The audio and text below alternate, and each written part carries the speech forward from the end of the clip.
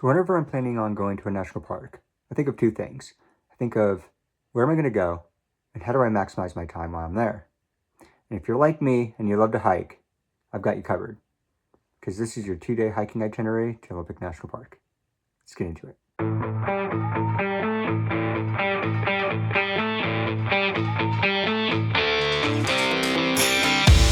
So we're going to make a couple of assumptions. First being it's peak summer season, and the second being you're going to have at least one good day. It is a temperate rainforest, so the odds of having both days clear, we'll get into that.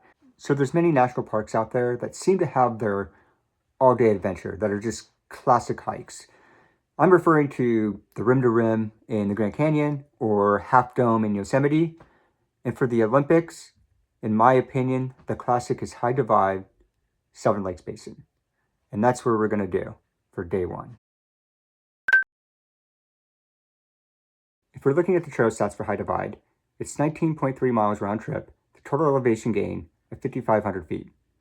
And if you compare that to the Rim to Rim hike in the Grand Canyon or Half Dome in Yosemite, you'll notice that they're in the same ballpark. So if you've done those hikes or have ambitions to do those hikes, this is in that department. So why this hike?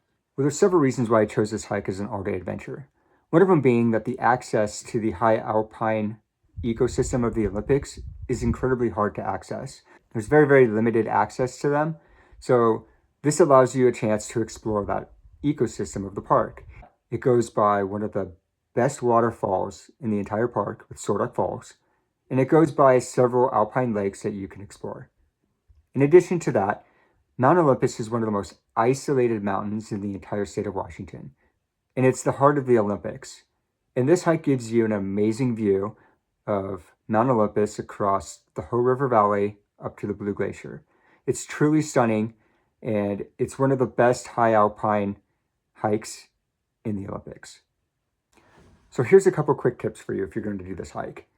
I'd go counterclockwise. This way you're saving some of the best views of High Divide toward the back side of the divide itself. In addition to that, there's a section of the trail that has a beautiful view of Mount Olympus in the trail. And if you're going clockwise, unless you look behind you, you might miss it. The second tip I have for you is skip Hoh Lake. It's a wonderful lake, but you're adding several miles to your trip and over 600 feet of elevation. So I would focus on the Seven Lakes Basin and Lunch Lake. Go there instead.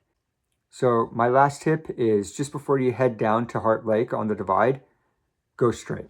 I think some of this is some of the best views of Mount Olympus because it gives you a straight shot over to the Blue Glacier. And you're adding a little bit of mileage to it, but not a lot. It's fairly flat.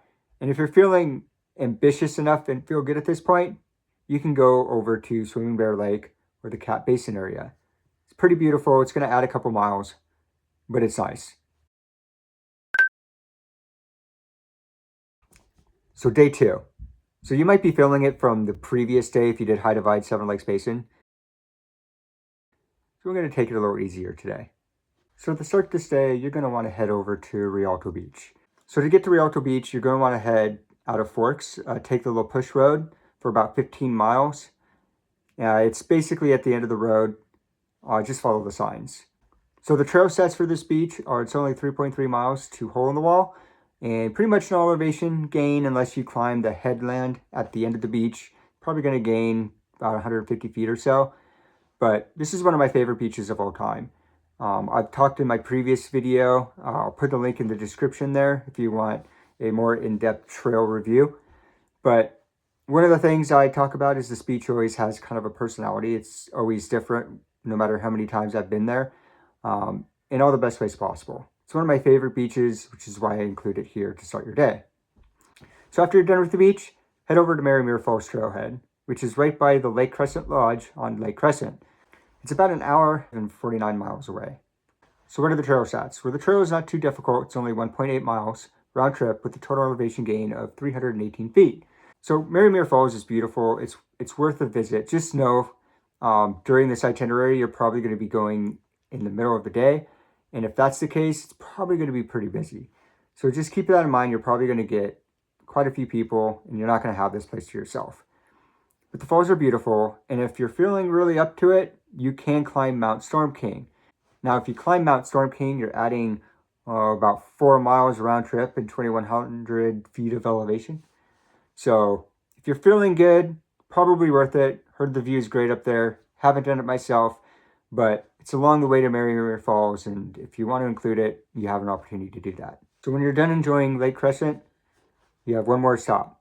That's Hurricane Hill up by Hurricane Ridge. And to get there, you're going to want to jump right back on 101, go to Port Angeles, and head up the Hurricane Ridge Road. It's about 40 miles round trip, probably take you about an hour and 15 minutes total. But along the way, I recommend stopping at the visitor center. Try to get there before it closes, get your stamp. But in my opinion, the best time to do this is in the evening, and you want to head up early evening, maybe around 5 o'clock if it's peak summertime. And the reason why I chose this in the evening is because a lot of the people that go up to Hurricane Ridge tend to come down around this time. So the trail sets for Hurricane Hill, it's 3.4 miles round trip with a total elevation gain of 826 feet. And it's just a great way to finish off the 2-day itinerary. You're getting that last view of Mount Olympus if it's a clear day. You're getting that last chance to see kind of the alpine wilderness and ecosystem of the Olympics. And because you're saving this for last, you're probably going to be up there around the golden hour. And if you've seen my previous video, which I did this in the evening, it's around the time the deer and animals start to come out. And there is a lot of deer up there. It's just beautiful. And an added bonus, if you're equipped for it, when you're done with Hurricane Hill, go back to Hurricane Ridge, back into one of those parking spots, and either make your dinner or have your dinner watching the sunset. It's beautiful. You'll have it almost to yourself. It's a great way to conclude your trip. So if you're doing this itinerary and one of your days the weather's not cooperative, maybe skip Hurricane Hill and instead go to one of the rainforests, either Quinault Rainforest or the Hoh River Rainforest.